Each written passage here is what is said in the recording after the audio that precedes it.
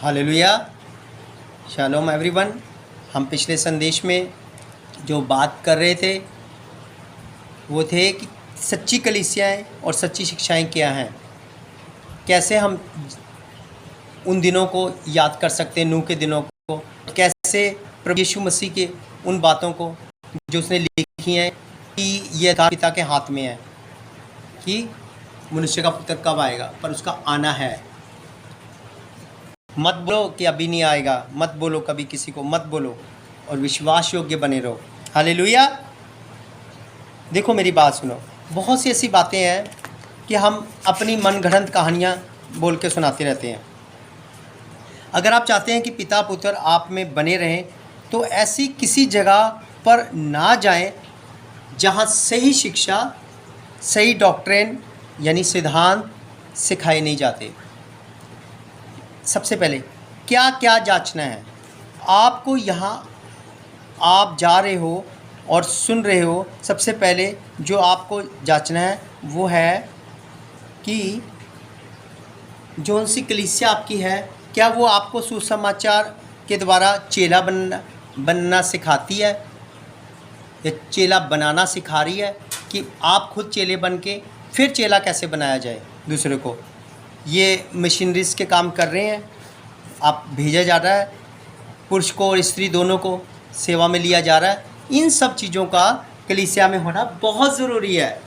साथ साथ ये भी जांचें कि टाइम पास तो नहीं हो रहा, डांस डूंस तो नहीं चल रहा, कि बहुत से लोग नाचते हैं, गाते हैं, पिकनिक पे चले जाते हैं। ये सब बकवास है, ऐसी चीज़ से दूर निकलो, ठीक है। जो सच्चा विश्वासी है ना, वो अपने शरीर को जीवता हुआ चढ़ाएगा खुदा को, जो वचन के मुताबिक है।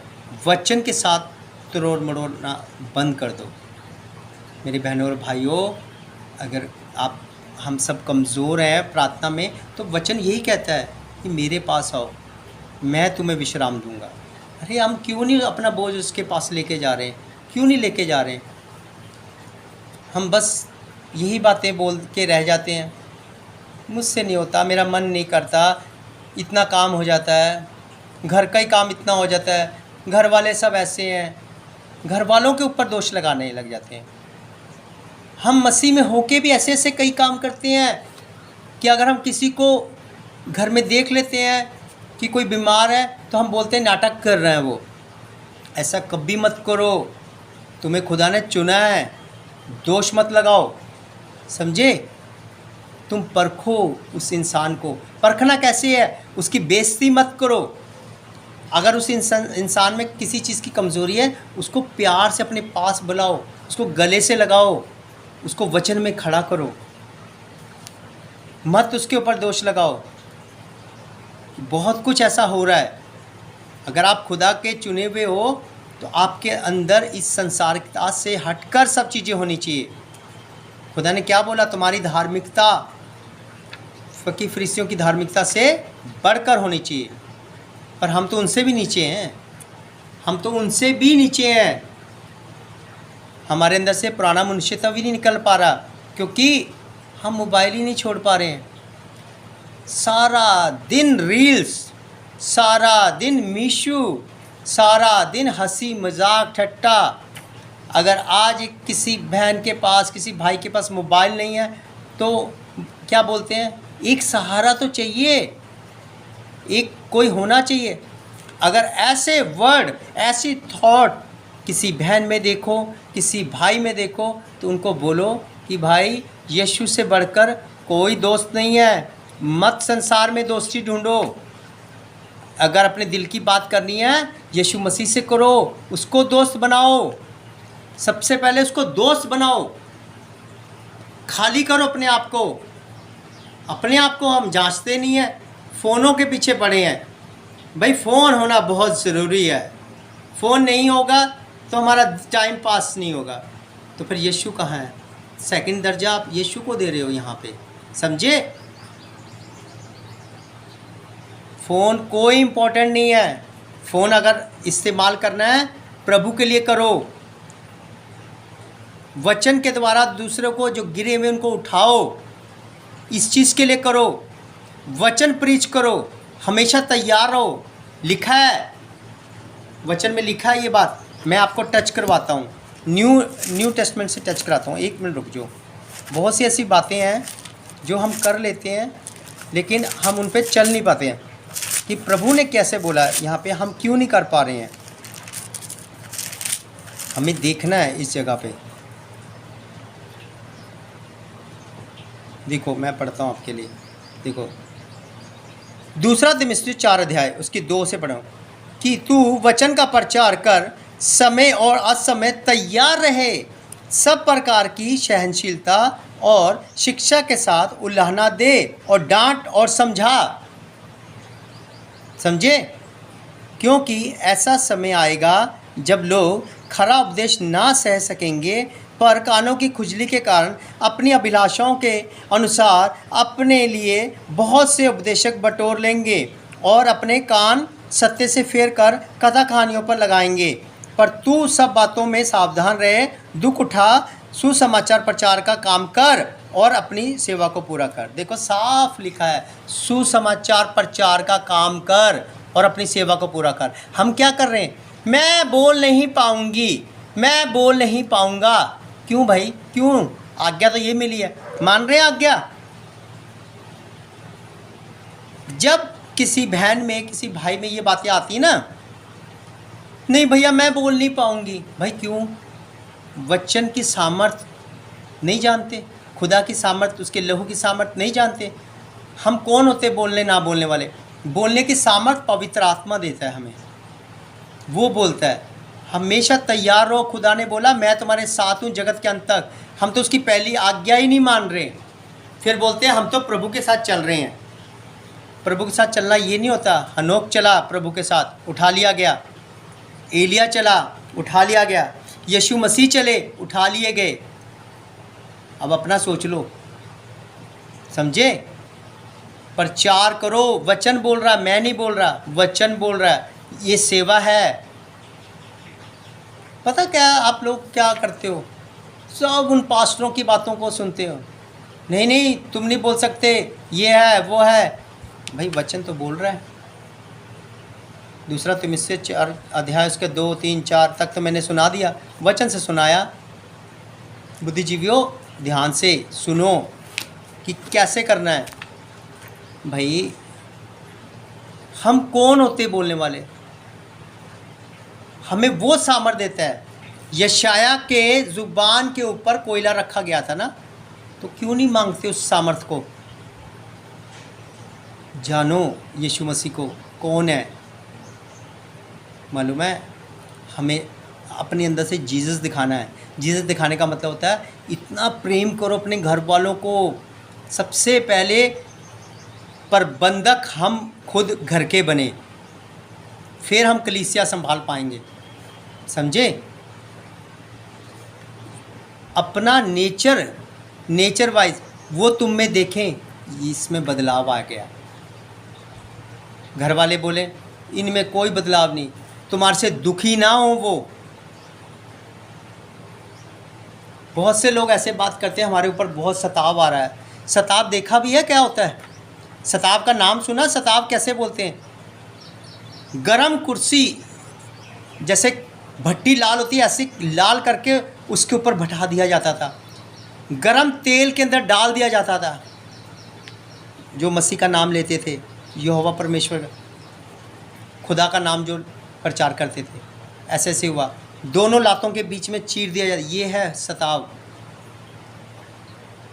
हम छोटी छोटी बातों को हम जो सुन नहीं सकते, बर्दाश्त नहीं कर सकते, उनको मरे कहाँ हैं? हम मरे कहाँ हैं? अपने आप को मारो। गॉस्पल ऑफ जॉन 12 अध्याय उसकी 24, 25, 26 तक पढ़ो, क्या लिखा वहाँ। फल कैसे होता है? भूमि ऐसी हो जिसके अंदर बीज दब के मर जाए और फलवंत हो जाए। मेरे बहनों और भाइयों, मत झूठी शिक्षाओं में जाओ। बाइबल खुद पढ़ो, खुद पढ़ो, खुद पढ़ो। वचन को जानो। वचन आपसे क्या बोलना चाहता है? वचन आपसे बात कर रहा है। मत बोलो कि प्रभु यीशु मसीह 5 साल बाद आएंगे, 10 साल बाद आएंगे, 20 साल बाद आएंगे। बोलो आज रात तो आ जाएंगे, आज दोपहर को आ जाएंगे, इसी घड़ी आ जाएंगे। क्या मैं तैयार हूँ? क्या वो तेल है? क्या आग जल रही है? क्या वेदी पे बलिदान रखा गया है? आग गिर जाएगी? कौन सी नींव रखी गई? इन बातों की तरफ ध्यान दो। ये छोड़ दो रील्स बनानी, छोड़ दो निंदाई चुगली करनी, छोड़ दो नफरत करनी लोगों से। अपने अंदर से जीसस का स्वरूप दिखाओ, जिसमें बनाया उसने हमें, उसका स्वभाव दिखाओ, आत्मा के फलों को दिखाओ। हालेलुया।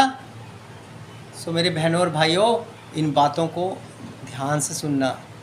देखो, मैं कोई ये बातें नहीं कर रहा, किसी को नीचे नहीं गिराने कर रहा। जो गिर चुके हैं उनको उठाने की बात कर रहा हूँ प्रभु की ओर से। आप जागते रहो, प्रार्थना करो, प्रार्थना करो, प्रार्थना ही जीवन है। उपवास में जाओ। ये मत बोला करो मेरा मन नहीं कर रहा, मेरा मन नहीं कर रहा। ये शैतान की आवाज़ है। नहीं कर रहा, प्रभु ने क्या बोला? मेरे पास आ, मैं तुझे सामर्थ्य दूँ। क्यों नहीं जा रहे हो?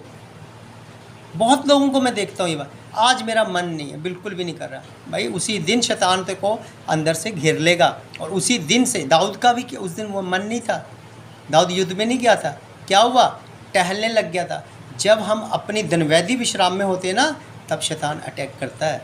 उसी टाइम उसके साथ भी हुआ। तो ध्यान रखो भाई, खुदा ने मेहनत करने को बोला है, ठीक है? खुदा की हर एक बात को आप उन कानों से सुनो जो आत्मिक हैं। प्रभु को बोलो मेरे आत्मिक कानों को खोलो, मेरी आत्मिक आँखों को खोलो। जब खुदा खोलेगा, तब आपको दिखेगा कि आपका परिवार और आपका एरिया, जहाँ मंदिर बन रहे हैं, आपके अंदर जलन उत्पन्न होगी। आप तोड़ोगे मंदिरों को। अब तोड़ना कैसे हो गया? प्रार्थनाओं के द्वारा। प्रभु कहेगा हाँ, ये मेरे काम कर रही है या मेरे काम कर रहा है। हालेलुया। सो मेरे बहनों और भाइयों, आनंदित रहो और जागते रहो और प्रार्थना करते रहो। परमेश्वर से बात करो, प्रेज करो उसकी। उपवास में आओ और सबसे पहले अपनी फेलोशिप चेंज करो। अगर आप संसारिक लोगों के साथ हो, वही खाओगे, वो आपके शरीर को बढ़ाएंगे। अगर आप आत्मिक लोगों के साथ हो, तो आप आत्मिकता में बढ़ोगे। मैं नहीं कहता, वचन कहता है। मैं पढ़ा देता हूँ आपको, वचन टच कराता हूँ। आप खोलो 2 तीमुथियुस। हम आराम से इस वचन को टच करेंगे। देखो पता क्या है, सबसे पहले हमें हर एक वचन का ऑनर देना है। 2 तीमुथियुस उसका 2 अध्याय उसकी 22 आयत से पढ़ेंगे। जवानी की अभिलाषाओं से भाग, और जो शुद्ध मन से प्रभु का नाम लेते हैं उनके साथ धर्म और विश्वास और प्रेम और मेल मिलाप का पीछा कर। पर मूर्खता और अविद्या के विवादों से अलग रह, क्योंकि तू जानता है कि इसने झगड़े उत्पन्न होते हैं, इनसे झगड़े उत्पन्न होते हैं। लेकिन अगर हम उन लोगों के साथ रहेंगे जो विश्वास मेल मिलाप वगैरह कराते हैं, तो आप खुदा के कामों को करोगे। हालेलुया। सो प्रभु आपको आशीष दे, ब्लेस करे, आपको आत्मा और प्रार्थना में आगे बढ़ाए, और आप जागते रहें और खुदा का इंतज़ार करें कि किस घड़ी खुदा आ जाएगा। नूह के जैसे उस जगह पे जो लोग थे वैसे मत बनो, नहीं तो नाश हो जाओगे। सब नाश हो गए थे। हालेलुया। प्रभु आपको आशीष दे, आपको आत्मा और प्रार्थना में आगे बढ़ने के लिए आपको अपने नज़दीक लेकर आए और आपका अभिषेक करे। जो अभिषेक आप खो चुके हैं, खुदा आपको पूरी रीति से भर दे। आपकी वेदियों की मरम्मत आपके द्वारा पवित्र आत्मा करवाए, और आप जो अपने जीवन में से अपने जीवित शरीर को पाक पवित्र आत्मा के वसीले रखकर उसे बलिदान के रूप में चढ़ाएं, वही आपकी आत्मिक सेवा है। धन्यवाद करते हैं इस प्रार्थना को, इस पूरे विषय को प्रभु यीशु मसीह के मीठे और पवित्र नाम में मांगते हैं। आमीन आमीन। आप सब ब्लेस हो। खुदा आपको आशीष दे। जय मसीह की सबको।